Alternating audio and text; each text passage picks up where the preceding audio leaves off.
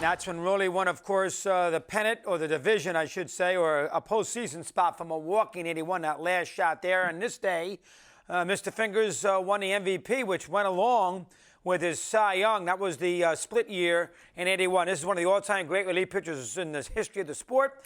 And we say happy Thanksgiving. Rollie, nice to talk. How are you today, pal? Okay? Doing great. Happy Thanksgiving. You guys, too. You got good to have you with us here. That was a close vote. Were you surprised that you had won a Cy Young? You don't usually get both.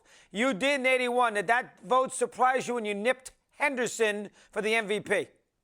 Yeah, I had a lot of people, talking to me before the vote for the Cy Young that I might get it, and I was certainly happy about that. But I didn't have any idea on the MVP because relief pitchers just didn't win MVPs. Very few pitchers win MVPs, but I just nipped Ricky Henderson, I think, by 5 or 6 votes. I think it was pretty close. I don't know the exact number, but I was certainly surprised and very happy. 319 to 308, Rollie. There you have it with the exact number. I was going through your, listen, I saw you pitch all these games. I'm old enough, thank goodness. But I didn't realize how many innings you pitched against the Mets.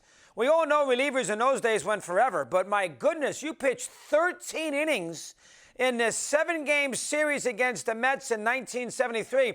And that's with a very good starting rotation. This is not the Rays of 2020. I mean, that's an incredible amount of work in a 7-game series. What do you remember about that series against New York? Yeah, I do. I didn't even realize it, but I had more innings pitched in that World Series than any of the other pitchers. So, yeah, I got a lot of work in. In fact, I think Darryl Knowles, who was my counterpart in that World Series, pitched in all 7 games.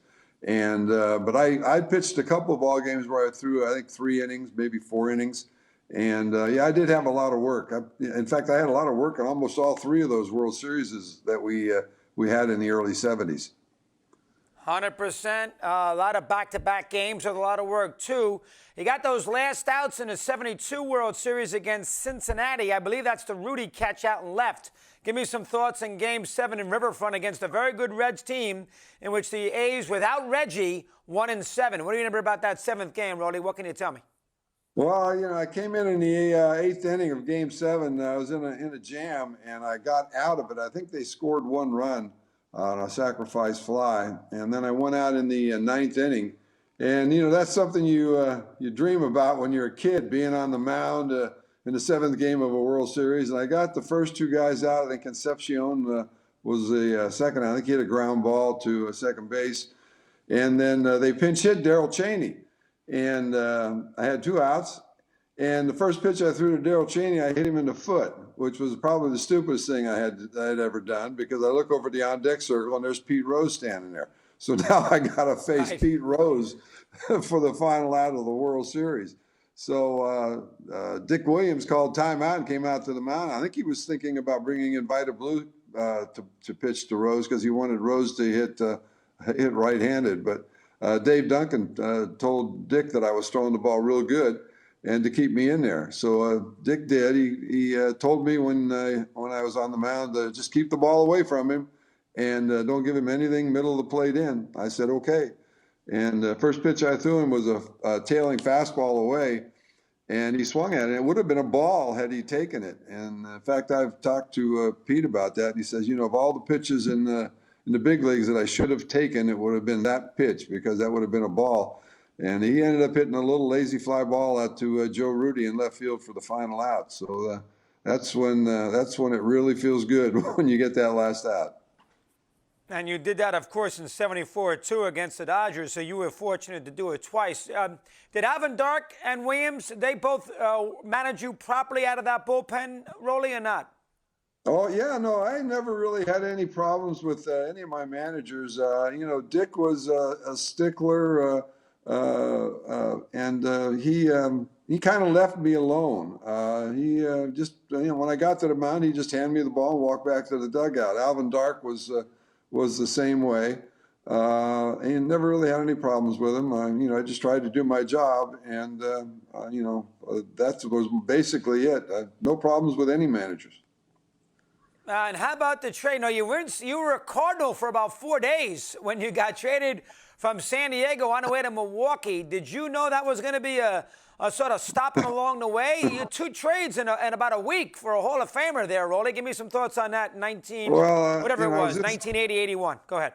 Yeah, I wanted to get out of San Diego, and this was after the '80 season, and so the Padres traded me to St. Louis, and I was happy. In fact, the winter meetings were in St. Louis. I went to St. Louis and met with Whitey Herzog, and we had a nice talk. Congratulated me on being a Cardinal. I flew home, and the next morning I pick up the newspaper, and I've just been traded to Milwaukee for a bunch of players. And it kind of surprised me because that's how I found out about it. It was in the newspaper. In fact, I talked to Bruce Sutter, who Whitey had just gotten from the Cubs, and that's how he found out. And no one called anybody. So, I mean, I was still happy to go to Milwaukee. I mean, they had a great offense.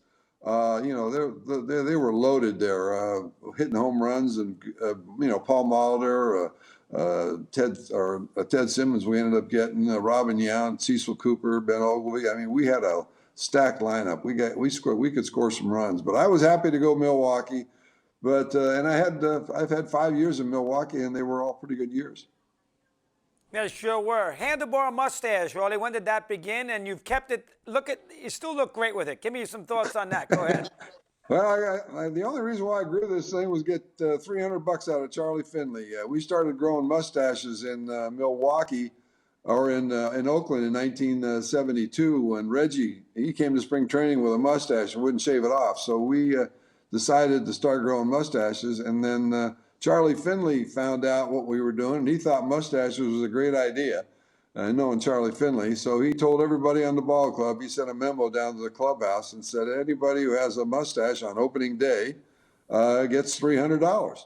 So that's the only reason why we started growing mustaches. And opening day, Charlie Finley came down in the clubhouse, had 30 checks for $300, gave one to every player and 4 coaches and a manager. And then we started winning. And, if you're a ball player and you're winning, you're superstitious. And so we just kept them, and we kept winning. And I was just being different. I just said, oh, what the heck with it? I want to see what a handlebar looks like. And so I kept growing it, and I kept getting guys out, and we kept winning. And we won in '72. We won the World Series. So after winning the World Series, you got to keep it. And then in '73, we win the World Series again. '74, you win the World Series again. It's tough to shave off a mustache after 3 straight World Championships. So we all kept them, and I've had mine now since spring training of 1972. Never had it off. My kids would yell at me if I had shaved this thing off, so haven't had it off since then. Rollie, you could tell why you were so good. You got that loosey-goosey personality. Nothing bothers you. In a little 6-minute interview here, I can sense it. You're a good man. Great job. And MVP Cy Young there in 81. Happy Thanksgiving. Always a pleasure. Thanks for coming on here today. All right, my pleasure. Have a great Thanksgiving.